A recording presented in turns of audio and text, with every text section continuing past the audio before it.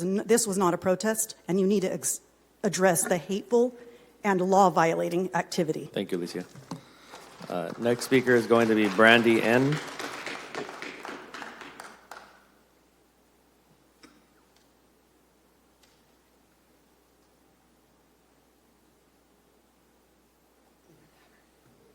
First of all, welcome.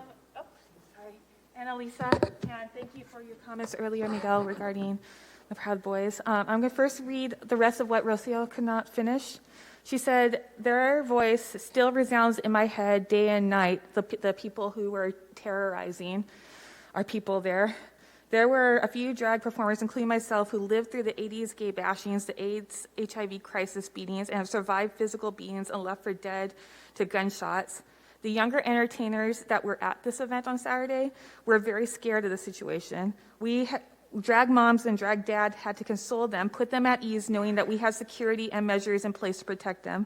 We had to rework on their self-esteem, confidence, and energy to produce the wonderful performance they excitedly came to share with the audience. And I will add that if the community had opportunity at the Fresno Chaffee Zoo to see how drag shows, these family-oriented drag shows are family-friendly and appropriate. And so to spout mistruths is intentional carelessness of lives of constituents our leaders should be protecting. It is at best ignorance, and at worst hate and bigotry. Words have consequences, and what was propagated in Redfield's tweets, as well as alt-right people, instigated threats, harm, and terrorism. I saw people being threatened. I saw people, the Proud Boys, raise their phones and film and threaten community members coming inside, including those with children. I saw them tell volunteers that they will dox them and tell each other to get information to dox people. And they crossed the property line and placed false ideas about that they could because it was a public property because non-prof status. Officers were there, but in all these instances, I didn't see any intervention other than being there. This is not a protest, but attempted disruption and potential violent actions against a legal paid event on private property. And there are many ordinances that were crossed. Dyer spoke at the vigil of Cub Q, as well as some other council members, to support and stand to avoid those Cub Q tragedies. We need to put into action the way that effectively protects our LGBT community. I also want to ask for the city council to raise the temperature requirements for warming center, but also have it open all winter long. People need to know about it. On Tuesday night, a homeless man died on Fulton and Belmont because of the cold. The warning centers were open, but people didn't know about it, and we can only reach so many people in a city this big. We need to open them long enough so that people can know and work on a strategy so that people know and can come on every single day that they need. Also regarding 5A, I stand against retribution against homeless advocates. We need to protect our vulnerable, not do something to dissuade them. I spoke to someone who lost all their belongings and had to bet their wallet. And I know that, and I also asked, if we're discussing that you consider the car wash on Shields and Monroe, and also people asked when it was here across from City Hall to have it in downtown. Thank you. Next speaker is going to be Faith. Faith.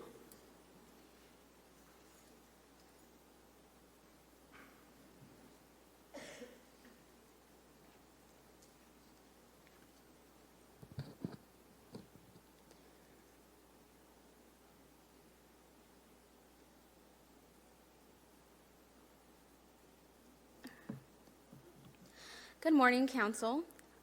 First of all, I just wanted to address Councilmember Perea. Thank you so much for openly supporting us and the LGBTQ community. I really appreciate it, especially as a part of Fresno's Drag Festival.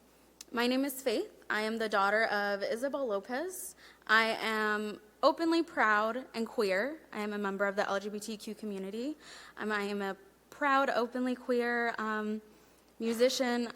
It's something that I stand for. I'm always open, and I am a social justice advocate.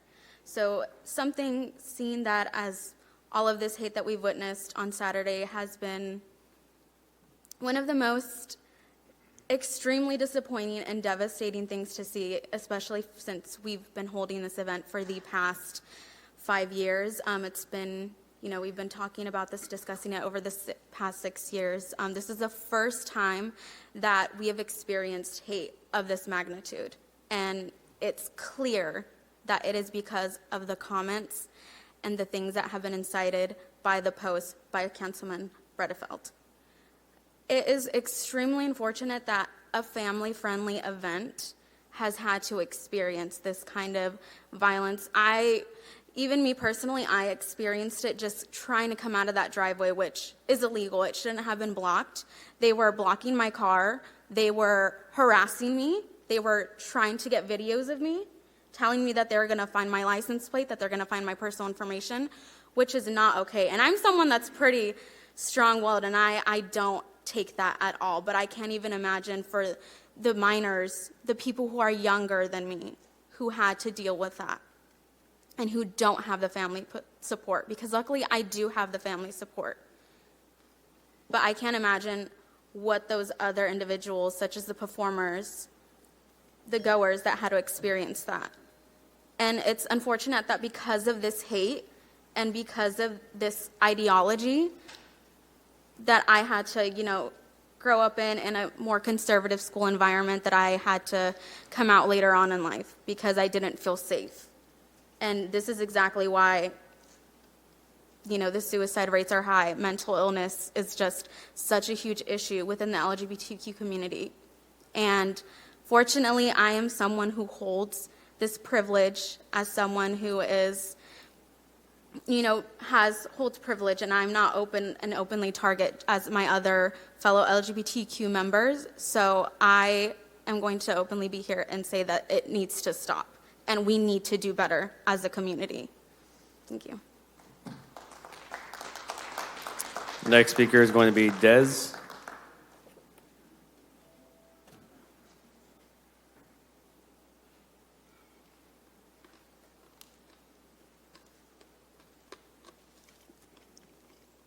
Sorry, I had to finish chewing before I spoke. Okay, I'm here about the warming centers, of course. We need to open them up at 50 degrees, in my opinion. It's still freezing out there. When it rains, I would like for you guys all, once again, to go outside when it's 50 degrees, when it's raining, and stay out there all night.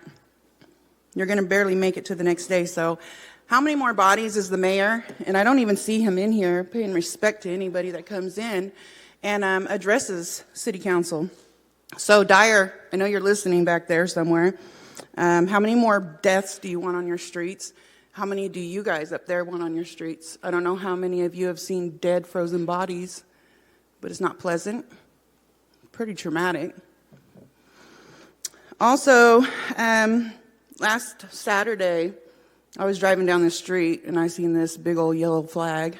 Totally forgot what was happening in our city because I've been trying to take time off. So when I pulled over, I noticed that there was, the same Proud Boys that came to the tower and did the things that they did. I felt it was disgusting. I'm like, I seen all the police standing in one spot, literally, like all freaking 18 of them that we wasted, just standing in one spot, watching the circus show go on because of these Proud Boys being out there and being allowed. You guys are allowing them. I don't understand. I need to ask the city attorney, how many times do we allow these gangs of people to come in here and torment not just the public, but they have done that to the city? How many? Is it going to take a death? Are we finally going to change our tune about the Proud Boys when they end up actually killing somebody in Fresno, California, or Clovis? When are we really going to do something about that? It was disgusting to see children having to be walked with umbrellas to their cars because you had grown men sitting there mocking these little kids. And then you had individuals out there telling everybody that drag queens were male prostitutes. So when I turned around and I asked my son if he was a male prostitute, he said no. I said, well, these people over here are saying you're a male prostitute because you dress in drag. I had to control my anger Because for you people that do not have children that are in the LGBTQ community will never understand, but every single person of color up there should understand what I'm talking about when it comes to discrimination.